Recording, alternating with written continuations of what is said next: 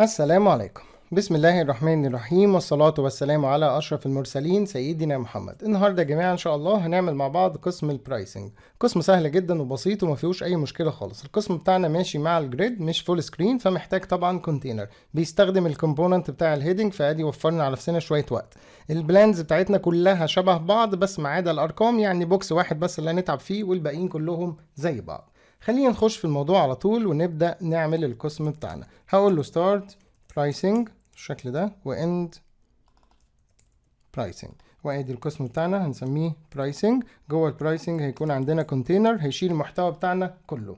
جوه الكونتينر هنستعمل مع بعض كده المين هيدنج اللي احنا بنستعمله على طول اختصارا للوقت. ادي المين هيدنج بتاعنا، الكومبوننت الجاهز، في الهيدنج اللي اسمه برايسنج وفي الباراجراف بتاعنا، ونبص عليه بص قبل ما نعمل اي حاجه اصلا. ظبطنا الدنيا والحمد لله. طيب بعد كده محتاجين نحط البلانز بتاعتنا. هيكون عندنا بعد المين هيدنج على طول في نفس الكونتينر ديف اسمه بلانز. جوه البلانز دي هيكون عندنا بلان، كل بلان هيكون فيها بقى شويه شغل. ادي البلان، لاحظ معايا بلانز جمع وبلان اللي هي كل خطه. عايز تسميها بوكس وتبقى تبعي شغال في المخزن مفيش مشكله خالص، براحتك يعني. طيب جوه البلان دي هيكون عندنا 3 اجزاء. الجزء الخاص بالهيد اللي هيكون فيه السعر والحاجات الخاصه بيه كلها، واليو ال اللي المفروض هيبقى فيها المميزات بتاعتنا، والجزء الخاص بالفوتر اللي هو المفروض هيبقى فيه اللينك. الموضوع او البنيه اللي انا قلت لك عليها دي ممكن تختصر كتير، بس انا حابب انظم لك الدنيا بطريقه كانك بتصمم موقع، الهيدر والبودي والفوتر مثلا. فانا بديك الفكره وبعد كده عايز تختصر تقدر تعتبر ان ده تمرين ليك واعمله. ادي الهيد سيكشن بتاعنا. الهيد سيكشن بتاعنا هيكون فيه ال H3 وده اللي فيه اسم الخطه، واول خطه عندنا اسمها بيزك. بعد ال H3 على طول في هنا سبان، ودي هيكون فيها السعر اللي هو $19 اول حاجه تقريبا. مظبوط كده. وعلامه الدولار والمانث دي هنعملها بالبيفور والافتر، لكن ده مش دايما منطقي. هقول لك ليه حالا. لو انت بتشتغل بطريقه برمجيه زي ما اتفقنا، العمله دي ممكن في يوم من الايام في الموقع تتغير. الدولار ده ممكن يبقى يورو. لو ده حصل برمجيا مش هتقدر تاكسس السي اس اس، مش هتقدر تاكسس على البيفور والافتر اللي في سي اس اس. فساعتها هتضطر ان انت تحط السبان فيها الدولار ساين دي عشان تقدر تغيرها. طب في حل تاني؟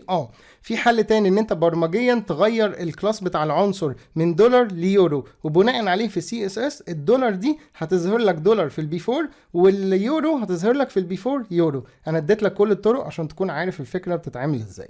طيب احنا هنا هنعمل المفهوم البسيط بتاعنا اللي هو اسم الخطه والرقم بتاع السعر بتاعنا، وبعد كده هنظبطه بالبيفور والافتر. بعد كده عندنا اليو ال جواها ال اي فيها شويه خطط، كلام فاضي طبعا ودامي تكست ملوش اي لازمه. فيتشر نمبر 1 واكسترا واكسترا 2 وفيتشر نمبر 2 مش عارف ايه والكلام ده. طيب بعد اليو ال على طول هيكون عندنا الفوت او الفوتر اللي هيكون فيه اللينك اللي اسمها باي ناو. بس كده، ادي لينك بتودي على هاش اسمها باي ناو. الخطه بتاعتنا دي يا شباب البلان بتاعتنا من اول هنا اهي بالشكل ده.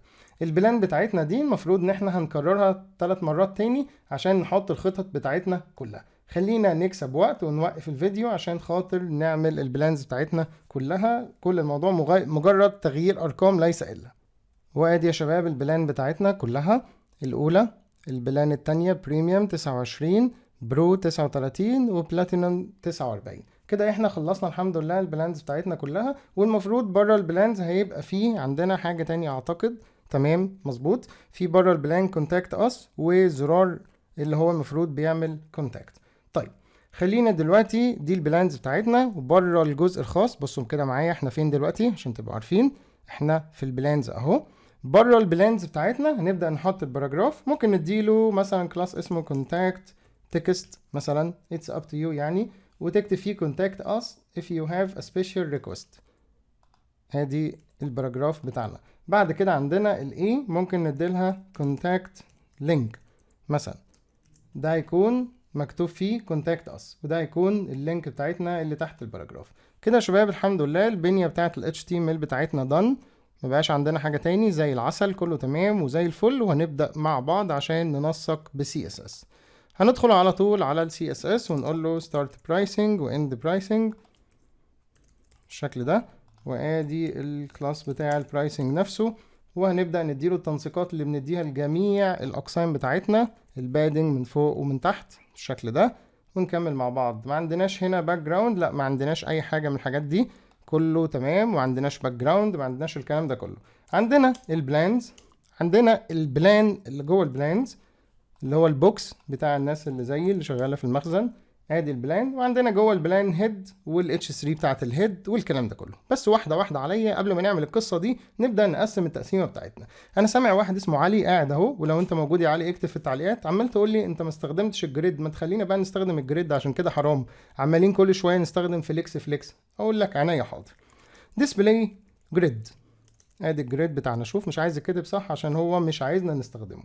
بعد كده هقول له جريد تمبلت كولومز، وهبدا استعمل الريبيت اللي بيعمل اوتو فيل للاعمده بتاعتنا، وهقول له اوتو فيل بالشكل ده. وبعدين نقول له هنا من ماكس، ونقول له الديف بتاعنا او الكولوم بتاعنا هيبدا من 250 بكسل، والماكس بتاعه هيكون 1 فراكشن، يعني اقل حاجه عندنا هتكون 250 بكسل، وهنعمل جاب بينهم كلهم 20 او 30 بكسل مثلا الجابز بينهم. كده انا استعملت الجريد اهو. هنبدأ هنا يبقى عندنا 4، هنا يبقى عندنا 3، هنا 2، هنا 1، زي العسل. خلص القسم. لا يا عم ما خلص، انا بهزر معاك. خلص كده التقسيمة بدون اي شيء. يا جماعة الفليكس عظيم جدا والجريد عظيم جدا، بس يعني مش هقول لك اعظم منه، كل حاجة ليها استخدامها طبعا. طيب دلوقتي عندنا البلان اللي هو البوكس الخاص بالخطة بتاعتنا، وهيكون جواه الجزء الخاص بالهيد. الهيد ده يا شباب هيكون جواه كام حاجه كده هنظبطهم مع بعض دلوقتي. الهيد هيكون جواه اول حاجه ال H3 اللي هو عنوان البلان بتاعتنا، اللي هي البيزك واللي هي البرو والحاجات دي كلها. وبعدين هيكون جواه السبان بتاعه السعر، مفيش غيرها. بس يفضل يا شباب لو انتوا عايزين، يفضل ان انت تدي لها كلاس، لانه السبان عنصر بيستخدم كتير جدا، فيفضل يبقى ليه كلاس. احنا طبعا اتفقنا ان بالبيفور والافتر هنحط علامه الدولار ساين، وهنحط علامه او هنحط اللي هي بير مانثs والكلام ده. ادي البيفور نحط فيها كونتنت، مش محتاج اجرب في المتصفح، هنحط علامة الدولار ساين من دلوقتي. وبعدين الافتر بعديها على طول هنحط فيها العلامة او الكلام بتاع بير مانثs بالشكل ده. كده احنا عملنا السبان البيفور والافتر، ما عندناش اي حاجة تاني بقى غير الخطة، هنيجي بس عندها نكملها باذن الله. بس هنشوف التنسيقات بتاعتنا دلوقتي هتبقى ماشية ازاي. واحدة واحدة كده بقى نمسك حاجة من اللي احنا عملناها، ونبدأ أول حاجة بالبلان بتاعتنا الرئيسية أو البوكس الرئيسي للبلان اللي هو ده. خلينا كده نقلل شوية عشان نقدر نتفرج. البلان بتاعتنا محتاجين نديلها باك جراوند، عشان هو مش مديلها باك جراوند، فممكن ما نديلهاش باك جراوند، لان انا بصيت هنا كده ما لقيتش خلفيه. ده يا شباب الجزء اللي انا شايفه ده لون الجريد، ملوش علاقه، هو في النهايه مش حاطط خلفيه، اللون اللي ورا ابيض. ممكن نحط لون كده من الالوان يعني معلش الخفيفه قوي، مش لازم يعني ابيض كده، عشان احس بس ان في فروق بينهم يعني. هقول له مثلا باك جراوند كلر لون زي الاف سي. الاف سي ده يعني تقريبا لو نظرك ضعيف مش هتشوفه، يعني هتعتبره مش موجود اصلا، يعني تقريبا ابيض. يعني شايفين يا شباب انا تقريبا مش شايفه، بس هو واضح بينه، يعني في فرق بينه وبين الابيض.